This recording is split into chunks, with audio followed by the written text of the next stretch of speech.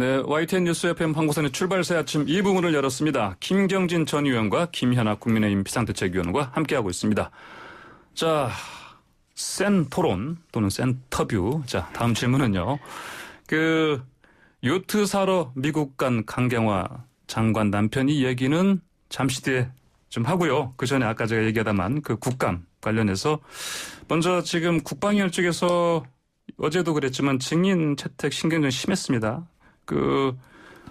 추미애 장관 아들 군 특혜 의혹 관련된 건데 난타는 예상됩니다. 네. 그렇죠. 김민희 전 의원 어떻게 예상하십니까? 예.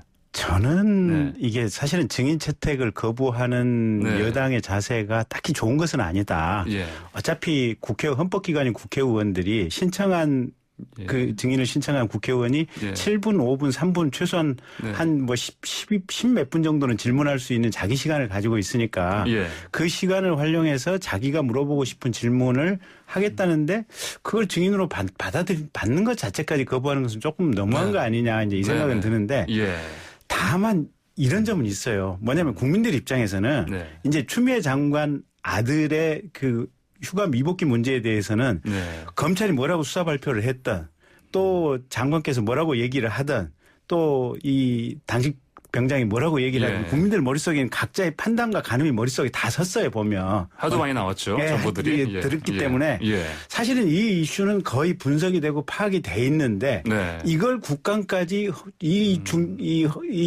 중차대한 중요한 국감 시기에 헌법기관인 국회의원이 이미 국민들이 파악하고 있는 이슈를 다시 꺼내서 쓸 필요가 있을까. 사실은 우리나라 젊은 인구들 지금 젊은이들 특히 젊은 남자들 이제 출산이 한 20만밖에 안 되거든요. 2년 해봐야 40만인데 옛날 100만 대군 얘기는 다 어디 갔거든요 보면. 그러면 인구 감소에 따라서 군 체계는 어떻게 변화를 시켜야 될 것인지. 또 한미연합 지금 지상군 훈련이 벌써 3년째 안 했다는 거거든요. 그러면 그 한미연합군과의 관계는 또 어떻게 할 것인지. 얼마 전에 우리가 핵 잠수함 개발하려고 미국에 가서 지금 해결을 좀 주셔야 했더니 미국 정부가 거부했다는 거 아니에요. 그럼 이 상황에 대해서 우리는 미국에 대해서 어떤 자세를 취하고 거기에 대해서 그럼 미국 이외에 프랑스라든지 다른 국가의 어떤 대체 구매선을 찾을 방법은 없는지 이런 적극적이고 건설적이고 전향적인 문제를 논했을 때 제가 볼 때는 야당의 질문이나 야당의 위치가 국감에서 빛나는 것이지 이미 파악할 만큼 파악한 것을 국민들에게 추 장관에 대한 뭔가 잘못을 계속해서 부각시키기 위해서 이 소중한 시간을 야당이 이거를 조금 미스유스한다 이거는 전략적으로도 저는 잘못 아닌가 이렇게 생각을 해요. 김경진 전 의원께서는 아주 따뜻한 또 주문을 해주셨습니다. 야당 쪽에. 저도 일부 공감하고요. 그런데 이제 지금 여당이 사실은 그 수적 우세를 어떤 빌미로 해서 여러 상임위에서 지금 이제 증인 채택에 대해서 일종의 이제 많은 불발을 일으키고 있는 문제는 저는 정말 고질적인 문제라고 생각이 됩니다. 그런데 반대로 김경진 의원님 말씀하신 것처럼 국민들은 다 알고 있거든요. 저는 오히려 여당이 열린 마음으로 증인 채택을 해주는 거예요. 그럼 오히려 야당이 국민들을 의식해서 그 질문만 못할 것 같은데 이렇게 못하게 하니까 오히려 야당은 더 그거에 막 집착하는 것 같아서 그래서 저는 뭐 좀 가진 사람이 좀 여유를 부린다고 여당이 오히려 통 큰 마음을 보이는 게 오히려 야당의 어떤 정쟁이라고 하는 이슈를 갖고 국민들에게서 비난받을 수 있고 그렇지 않다라고 하면 그 추 장관이 지금 거짓말을 하신 건 맞잖아요. 검찰 결과가 어떻게 나왔던 간에 장관의 거짓말은 맞는데 그 의혹을 자꾸만 덮으려는 것처럼 보여서 오히려 이런 일이 있다. 그래서 오히려 저는 정면 승부를 하시는 게 여당이나 국민들을 위해서 좋다라는 생각이 들고요. 이제 말씀하신 대로 국방위는 지금 추미애 장관 건 말고도 지금 요번에 그 피살된 공무원 사건부터 시작해서 굉장히 이슈가 많은데요. 그래서 여기는 저는 어쨌든 정보위하고 좀 연계해서 지금 굉장히 시급하잖아요. 그 돌아가신 분 시신을 아직도 못 찾고 있기 때문에 저는 일정 부분 이 문제에 대한 증인 채택은 좀 여당이 인정을 해야 오히려 국민들에게 본인들이 억울하다고 하는 부분도 해소할 수 있고 야당의 역할도 국민들에게 보여드릴 수 있다 이런 생각 해봅니다. 김현아 전 의원은 이제 여당의 통큰 그런 자세를 주문 또는 조언하셨습니다. 자, 이 문제 여기까지 짚어보고요. 아까 제가 잠깐 또 질문 드리다 말았는데 이제 강경화 장관의 남편 얘기로 넘어갈게요. 지금 보니까 이미 강경화 장관 남편은 요트 사러 넘어가셨고. 그런데 또 백악관 앞에서 또 민경욱 전 의원이 시위를 또 벌였습니다. 두 사람 중 누가 더 예, 좀 웃으신 것처럼 네. 예, 이 사안들은 참 아주 이게 뭐랄까 이제 우리가 어떤 현행 어떤 법을 어긴 그런 건 아니고 예, 이게 도대체 이 상황에서 이 어떤 이런 행동의 의미라든지 가치라든지 이런 부분은 좀 뜯어봐야겠는데 그러니까 어떻게 보십니까? 민경 의원님은 사실은 저랑 같이 과방위에서 상임위 활동을 2년을 같이 했어요. 그래서 이 방송을 나중에 듣게 되면 참 보면 이제 얼굴이 불그락 해주실지 모르겠는데 제가 볼 때는 선거 결과가 조작됐다고 하는 본인의 주장 그리고 그걸 주장하기 위해서 백악관 앞에 가서 시위를 한다.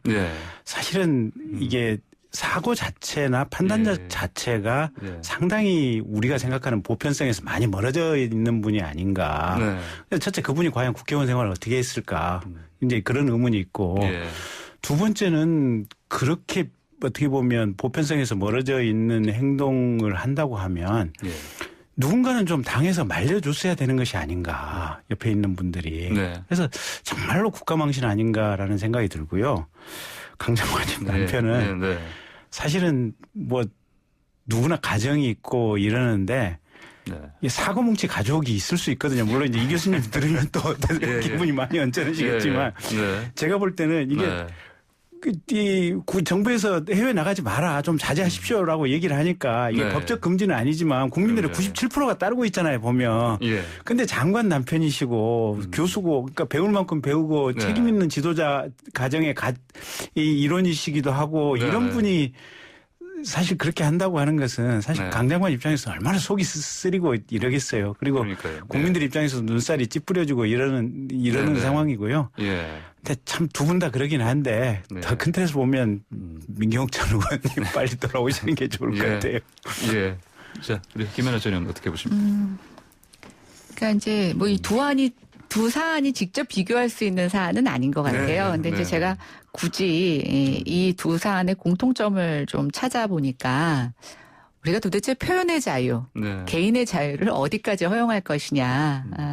뭐 예를 들어서 강경화 장관 남편 같은 얘기는 누가 듣고 나서는 두 가지 반응을 보이시더라고요. 와 멋있다. 그런데 왜 지금? 뭐 이런 표현을 쓰시더라고요. 그러니까 우리가 누구나 다 개인적으로 자기의 의사를 표시하고 또 이분 같은 경우 뭐 자기의 버킷리스트였다고 얘기를 하시니까 뭐 그런 걸 추구할 자유가 다 있죠.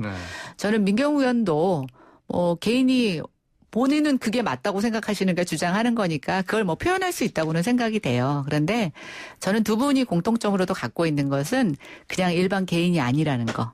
한 분은 굉장히 한국에서 중요한 현안을 다루고 있는 외교부 장관의 남편이고 또 한 분은 전직 국회의원이기도 하시고 지금 또 저희 당의 당협위원장이기도 하십니다. 그러면 본인의 말과 행동이 주변에게 어떤 영향을 미치는가 또 이런 사회적으로 조금 책임 있는 자리에 계신 분들은 저는 법 여부를 떠나서 솔선수범이라는 게 굉장히 중요하다고 생각이 됩니다. 좀 하고 싶어도 참고 뭐 이런 것들이 좀 있어야 되는데 두 분의 공통점은 바로 개인의 자유를 굉장히 주장하시지만 본인의 사회적 위치로서 해야 되는 솔선수범에 있어서는 두 분 다 조금 미흡하셨던 게 아닌가. 저는 그 정도 비교하고 싶고요. 두 사안을 직접적으로 비교할 문제는 아닌 것 같습니다. 어떤 사회적 감수성 이런 뭐 감수성 요즘 뭐 젠더 감수성 그런 뭐 말들이 유행하는데 그런 부분에서 좀 어떤 판단이 제대로 이렇게 세심하게 서지 않은 그런. 근데 민 의원님은 이게 사실은 대한민국의 국격이나 품격을 몹시 낮추는 측면도 있어서 사실은 이게 뭐 국가가 법으로 어떻게 할 일은 아니지만 당에서는 어떻게 좀 하셔야 되는 거 아닌가라는 생각은 좀 듭니다. 당에서 어떻게 좀 의견을 해보시죠. 제가 전달하겠습니다.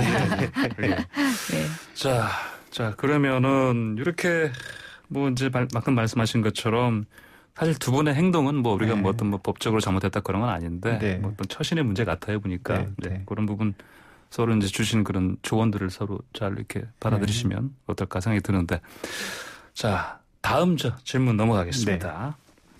자 아까 언급하신 것처럼 오늘 또 국방위에서도 당연히 이게 뭐 큰 이 부분이 이제 이슈가 될 텐데 이제 북한 그 해역상에서 이제 뭐 피살을 냈죠, 사실. 그 이제 해수부 전 공무원의 그 아들이 이제 편지를 썼는데 이제 문재인 대통령이 이에 대해서 아버지를 잃은 아들의 마음 이해한다. 나도 마음이 아프다 이런 메시지를 냈습니다. 이 위로 어떻게 들으셨습니까? 글쎄 아드님의 아파하는 마음도 당연한 거고 예. 또 대통령께서도 굉장히 고심이 크실 거예요.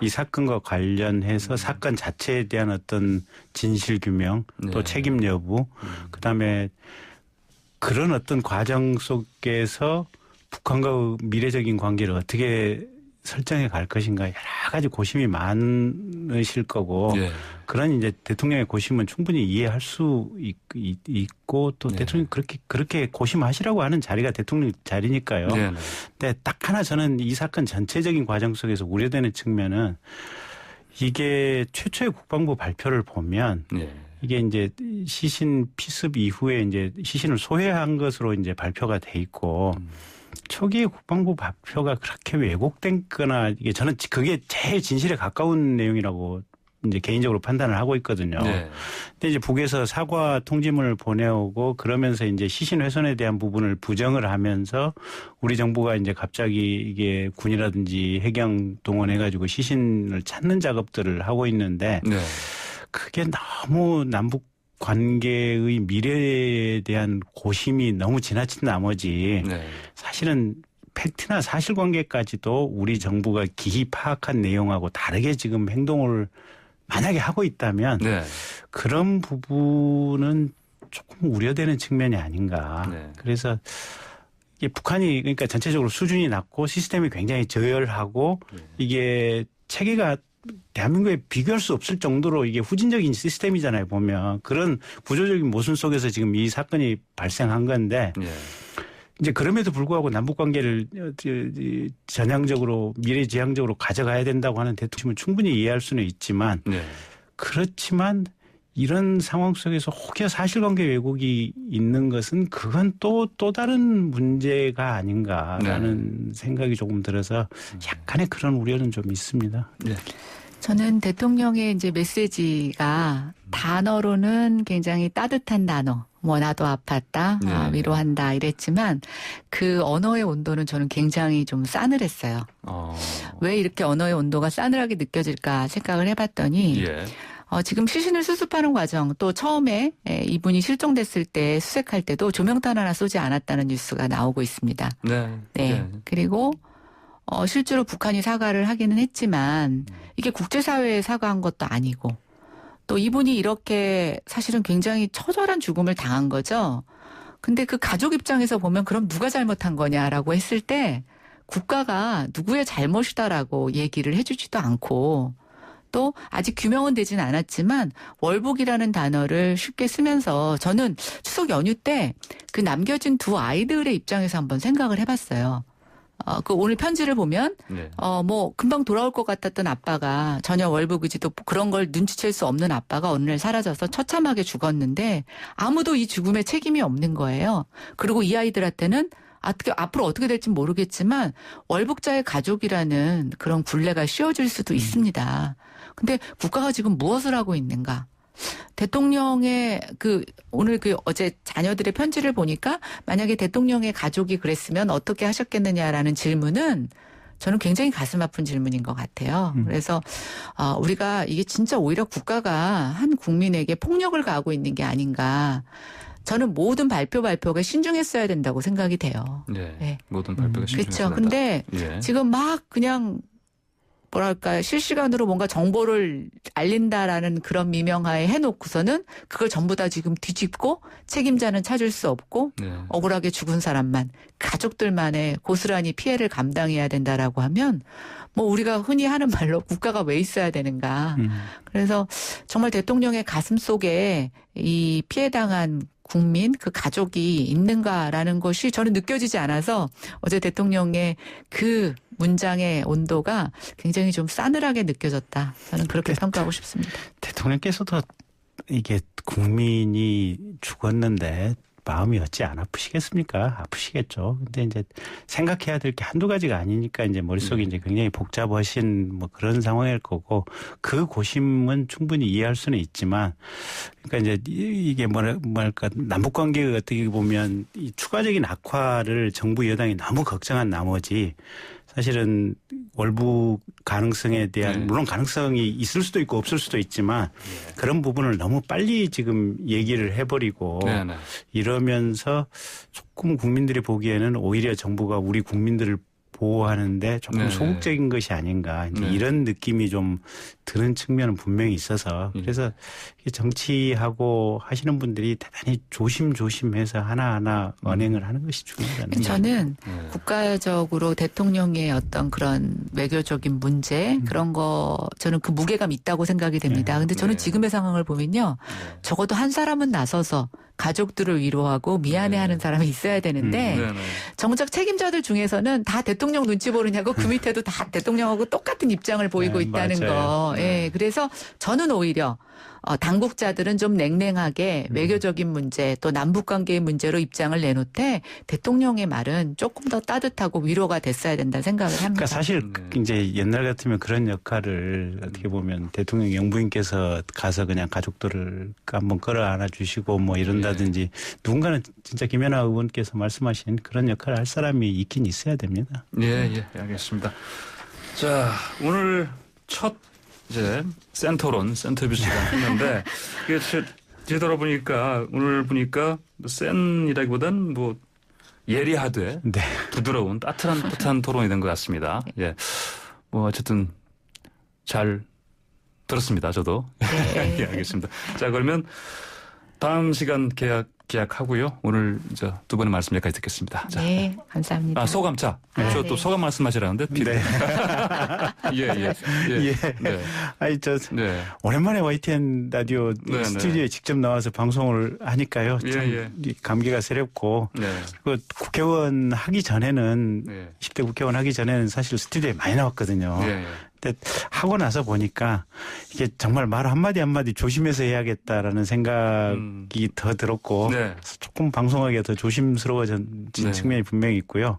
근데 보니까 스튜디오 창문이 좀 열려 있어가지고 밖에 시원하게 하늘도 보이고 이래서 일단 기분은 좋습니다. 네. 앞으로 계속 열어두겠습니다. 보실 때마다.